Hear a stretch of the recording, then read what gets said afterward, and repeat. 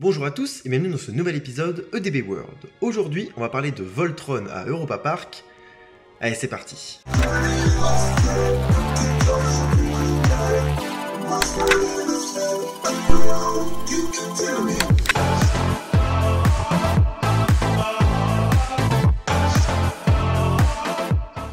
Avant de commencer, je vous invite à vous abonner à cette chaîne YouTube ainsi qu'à me suivre sur mon compte Instagram pour ne plus rien louper.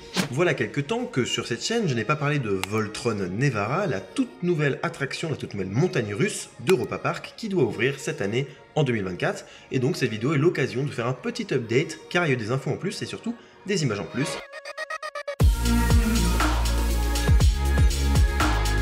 Europa Park est un parc d'attractions se situant en Allemagne, loin de la frontière française. Là-dessus, je ne vous apprends rien. Il y a une multitude d'attractions là-bas. Le parc est vraiment immense. C'est un resort avec un parc aquatique, Roulantica, avec une multitude d'hôtels. Bref, il y a beaucoup de choses à faire. J'y suis allé il n'y a pas très longtemps d'ailleurs. Je vous mets une petite vidéo en fiche et en description. C'est le parc où on y va en étant sûr de passer une bonne journée.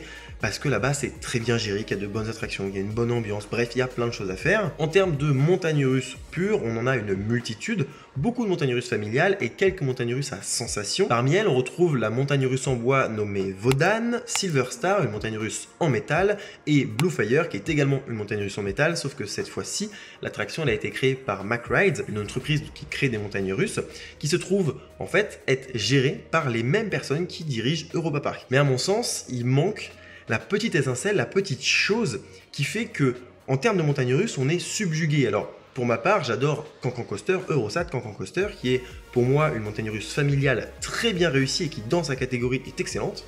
Mais c'est vrai qu'en termes de montagne russe à sensation, on a Wodan qui est très sympa, mais c'est vrai que Blue Fire et Silver Star, on reste un petit peu sur nos fins, on n'a pas une thématique énorme, et non plus, on n'a pas des sensations incroyables. Donc, on a une espèce d'entre-deux. Ce parc a quand même l'avantage d'être excellent quand on veut se lancer dans les sensations, quand on veut découvrir les sensations à travers Europa Park, c'est juste le meilleur parc en Europe. Justement pour ça, on peut se permettre de faire Blue Fire ou Silver Star en ayant une appréhension, en se disant ok, je sais que c'est pas non plus les sensations les plus folles que je vais ressentir dans des montagnes russes, donc elles me sont accessibles. Pour ça, c'est parfait. Mais c'est vrai que pour un parc européen de cette renommée-là, il fallait une montagne russe qui claque, qui fasse la différence. Et c'est ce que le parc essaie de faire, en tout cas, on l'espère, avec cette nouveauté pour 2024, qui se nomme Voltron Nevara, qui est donc issue d'un partenariat entre donc Europa Park et une société de construction de voitures électriques de sport qui s'appelle donc Rimac et qui a créé un modèle qui s'appelle Nevara, et donc c'est pour ça que le nom Voltron Nevara, c'est pour mettre en avant cette marque. Un partenariat très intelligent entre Europa Park et Rimac, étant donné que Voltron va ouvrir dans le quartier croate et que la Croatie, c'est le pays où se trouve la société Rimac, où a été créée la société Rimac. Donc c'est très intelligent. Aussi, le thème de Voltron sera Nikola Tesla, et Nikola Tesla, c'est un inventeur, un ingénieur qui a démocratisé l'utilisation de l'énergie alternative, du courant alternatif dans l'électricité. Et il faut comprendre une chose importante là-dedans, c'est que les voitures de Rimac sont des voitures électriques. Donc pareil, ça colle dans le thème, c'est parfait. C'est un partenariat très intelligent, je le répète. Quelques informations sur Voltron. C'est une montagne russe du constructeur MacRides, qui est du modèle Striker Coaster. En fait, c'est une évolution du Big Dipper, un autre modèle de MacRides. La montagne russe fera 1385 mètres de long, atteindra les 32,5 mètres de haut et aura une vitesse de pointe de 90 km/h. On y retrouvera une multitude d'éléments, parmi lesquels 7 inversions, c'est pas rien, mais également plusieurs zones de propulsion, aussi appelées zones de launch, qui propulseront le train à 4 reprises. Ça, c'est important de le préciser. Petite anecdote sur les bobines de propulsion qui vont aider à envoyer le train. Normalement, on a donc plusieurs bobines mises les unes après les autres sur une rangée unique ou double. Donc il y a certains constructeurs qui en mettent une rangée unique, d'autres qui en mettent 2 rangées côte à côte. D'ordinaire, ce que faisait MacRides, c'était de mettre 2 rangées côte à côte. Ici, ils ont mis 4 rangées de bobines. C'est énorme. J'ai jamais vu ça sur un roller coaster, peut-être que je me trompe, mais en tout cas pour l'instant c'est la première fois que je vois ça. Et là où ça m'impressionne, c'est que je me dis ok, ça sert à quoi? Est-ce que ça sert à éviter l'échauffement des bobines? Parce que plus il y en a, moins les bobines ont besoin de donner de la puissance et donc de chauffer individuellement. Mais peut-être aussi ça peut être pour gagner de l'énergie, gagner de la puissance et permettre avec des bobines peut-être moins puissantes que chez d'autres constructeurs, avoir une propulsion intéressante et qui envoie du lourd. En tout cas, à mettre en place 4 bobines côte à côte, c'est impressionnant, et puis ça prend de la place, puis ça demande beaucoup d'aimants sur le train, donc c'est à mon sens quelques contraintes en plus, mais c'est intéressant de voir parce que on n'a pas encore l'habitude de ça. On va retrouver également 2 éléments intrigants. Le premier, c'est une table tournante qui permet de faire changer de voie un train. Normalement, on retrouve ça ça, proximité d'une gare, comme par exemple sur Pulsar, pour tout simplement mettre un train sur le parcours pendant que l'autre se fait charger et décharger. Ici, ça fait partie intégrante du fonctionnement de l'attraction, ça fait faire un demi-tour au coaster et ça nous renvoie sur une autre partie. C'est malin parce que du coup, ça sépare en deux des zones blocs, vous savez, les zones qui permettent d'avoir plusieurs train sur un parcours, on va en parler de ça parce que c'est très important, mais du coup ils vont utiliser cette table de transfert pour justement se permettre d'avoir des zones blocs supplémentaires et puis de faire une petite chose en plus dans le coaster, et ça je trouve ça vraiment excellent. Autre chose intéressante, c'est cette première inversion qui en fait se trouve à l'issue d'une zone de propulsion. Le coaster va être propulsé à la verticale et même à 105 degrés d'après le parc et nous envoyer directement dans une inversion. Donc on va quitter la gare, il va y avoir quelque chose qui va se passer parce qu'il y a quand même un élément thématique énorme dans cette attraction. Ils ont vraiment poussé le curseur très loin avec de très beaux bâtiments, potentiellement un départ dans la gare avec des animations, un dark ride, j'en sais rien, mais ça peut être vraiment sympa. Et puis une fois qu'on aura passé quelque chose, on ne sait pas quoi, et on arrivera sur cette zone de propulsion et on va être propulsé à la verticale. Ça va être très bizarre, j'ai vraiment hâte de voir ce que ça donne. Même visuellement de l'extérieur, elle est vraiment impressionnante, vraiment choquante.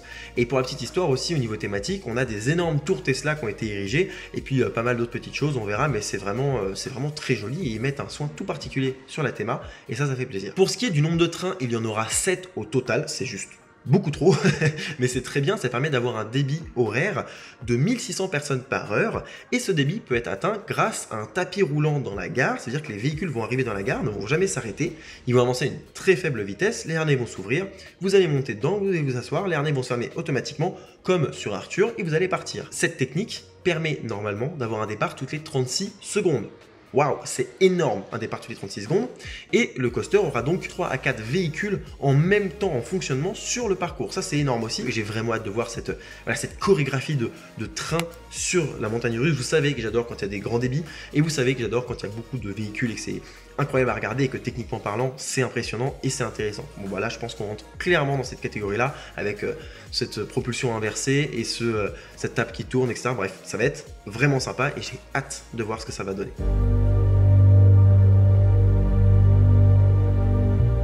Avant de parler des tests qui ont été faits il n'y a pas très longtemps par Europa Park, sachez une chose, c'est qu'à l'heure actuelle, au moment où je tourne cette vidéo, il n'y a pas de date pour l'ouverture et pour l'inauguration de cette attraction. Je le précise parce que là, je sens qu'il y en a plein qui vont arriver, qui vont me dire « Oui, mais Étienne, il y a une préouverture qui a été annoncée. Est-ce qu'ils ont annoncé une préouverture un dimanche ?» Oui, mais il n'y a rien qui indique qu'elle sera ouverte l'attraction. Peut-être, mais j'en ai aucune idée et honnêtement, je ne le pense pas. Aussi, il faut savoir une chose, et ça c'est très important, c'est que là on est sur une montagne russe qui est donc unique au monde, qui est un nouveau modèle en quelque sorte, ou une évolution très poussée d'un modèle existant. Donc comment vous dire que d'un point de vue de la technique et de la faisabilité de l'attraction et de la mise en service de l'attraction, ça va prendre du temps. Je vous rappelle, on a 7 trains, dont 3 à 4, c'est l'inverse, qui peuvent fonctionner sur le parcours. Donc c'est colossal. Donc comprenez que si le coaster ouvre pas tout de suite, c'est normal, c'est parce qu'il y a des petits réglages à faire, notamment de mettre des véhicules sur ce coaster et de les faire tourner, cycler dans de bonnes conditions et de pouvoir respecter donc ce débit horaire qui est énorme et qui est si cher à Europa Park et que heureusement pour nous, ils respectent. Autre chose, on a eu donc les trains qui sont arrivés. D'abord, ils sont arrivés sous une forme un peu dégradée.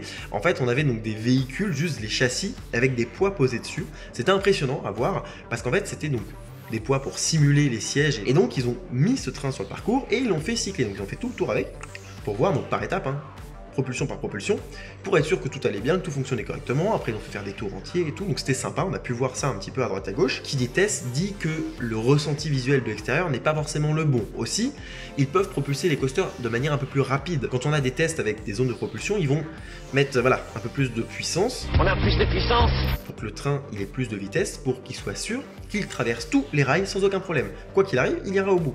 Et ça, c'est très important parce que ça évite, dès les premiers tests, de devoir aller chercher un train bloqué au milieu du parcours à un endroit où il n'aurait pas dû s'arrêter. Donc, pour faire passer les premiers tests et pour être sûr que ça marche, on envoie de manière un peu plus violente. Donc, certains tests seront peut-être pas fidèles à la réalité, mais encore une fois, c'est de l'extérieur qu'on le voit. Je vous rappelle que sur Gotham City Escape, à Parque Warner Madrid, là, les premiers tests, on était là en mode « Ouah, c'est lent quand même ». Même moi, de l'extérieur, quand je vois encore mes vidéos, je me dis « C'est super lent ». Et pourtant, quand on est dedans, ça paraît pas lent du tout. C'est vraiment très vénère. Ensuite, ils ont fait des tests avec donc des trains. Là, les trains nous ont été révélés. Ce sont des petits bijoux de technologie. Ils sont magnifiques.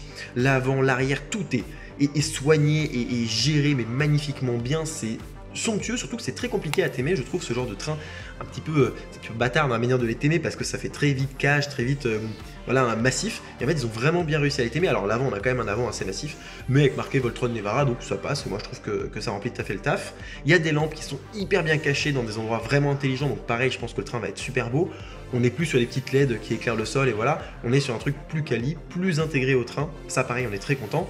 Puis voilà, la finition, les sièges qui ressemblent à des espèces de sièges de canapé. Il y a des gens qui ont fait la blague avec Voltron et Sofa. Voltron et Sofa. Artigiani della qualità. Et puis aussi, ces trains en fait sont composés de 3 wagons alors qu'on a 4 rangées de sièges. En fait, on a donc le premier wagon qui possède donc 2 système de bougies, 2 systèmes de roues, et les autres wagons qui en possèdent qu'un seul, parce que je vous le rappelle, le premier wagon il doit se reposer sur quelque chose, alors que ceux de derrière vont se reposer sur le premier wagon, à chaque fois. Bref, c'est normal. Sauf qu'à l'avant, on a ce qu'on appelle normalement un 0 car, donc c'est pour éviter qu'il se mange le rail, enfin qu'il ait un support, le wagon. Là, le 0 car sert également à mettre des sièges et mettre des gens dedans, donc je trouve ça hyper impressionnant. Voilà, c'est le petite innovation de la part de Mack. Pour ce qui est des tests, moi je trouve ça très encourageant, déjà parce que ça tourne, parce que après les tests, donc avec le train sans siège, on a eu les trains avec les sièges, on a eu les trains avec donc les mannequins d'eau qui sont des mannequins bleus, voilà. Chez Mack, ce sont des mannequins bleus. C'est pour simuler le poids des gens, on les remplit d'eau, et aussi, vous avez peut-être remarqué qu'il y avait une espèce de truc derrière les mannequins qui est bizarre. En fait, c'est un tissu qu'on met entre les mannequins d'eau et les sièges, parce qu'on va faire beaucoup de tests, et qu'à force, vous savez, les mannequins d'eau, c'est un truc dur, et donc ça va un petit peu bouger, et ça peut frotter le siège.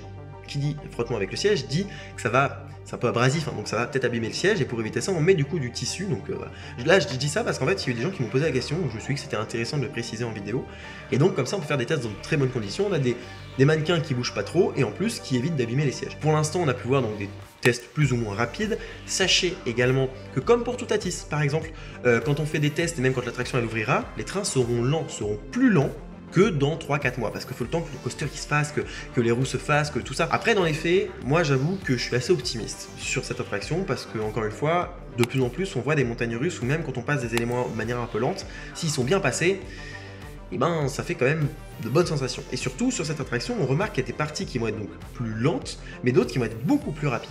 Et ça peut être intéressant parce que du coup, ça peut montrer une différence de vélocité dans le coaster. Et ça, pareil, en termes d'expérience, d'offre pour le visiteur, c'est super. Parce qu'on aime bien des coasters qui tracent tout le long, mais on aime bien aussi les coasters qui font un peu les deux. Et je pense que Mack, ils aiment bien faire ça, et je pense que ça peut être vraiment quelque chose de bien. Donc c'est un peu les retours que j'ai sur ces tests. Mis à part le fait que ça présage que du bon, que le coaster il tourne, qu'on a hâte de voir d'autres véhicules dessus et d'avoir une date d'ouverture évidemment que je vous partagerai sur les réseaux au maximum, notamment sur Instagram, c'est vrai que je partagerai en premier ou sur Twitter, donc allez m'en joindre là-bas au cas où. Voilà, que dire de plus si ce n'est que j'attends en commentaire vos avis sur l'attraction, même sur les tests. Si vous voulez me dire oui, moi je trouve quand même un peu lent, machin, n'hésitez pas, on peut en débattre, il n'y a pas de souci. Et ne dites juste pas, ne condamnez pas la montagne russe en disant dès à présent, bon bah non, c'est trop lent, je veux pas, c'est nul. Non, dites-moi si vous êtes enthousiaste ou non, mais n'allez pas plus vite que la musique, et ne dites pas non plus l'inverse, c'est-à-dire c'est la meilleure montagne russe du monde, c'est sûr, parce qu'encore une fois, personne n'est monté dedans. Voilà, ceci étant dit, je vous remercie d'avoir suivi cette vidéo jusqu'au bout, je vous dis à bientôt pour un prochain épisode, soit en DB World, soit une vidéo dans un parc. D'ici là, soyez enthousiastes, salut.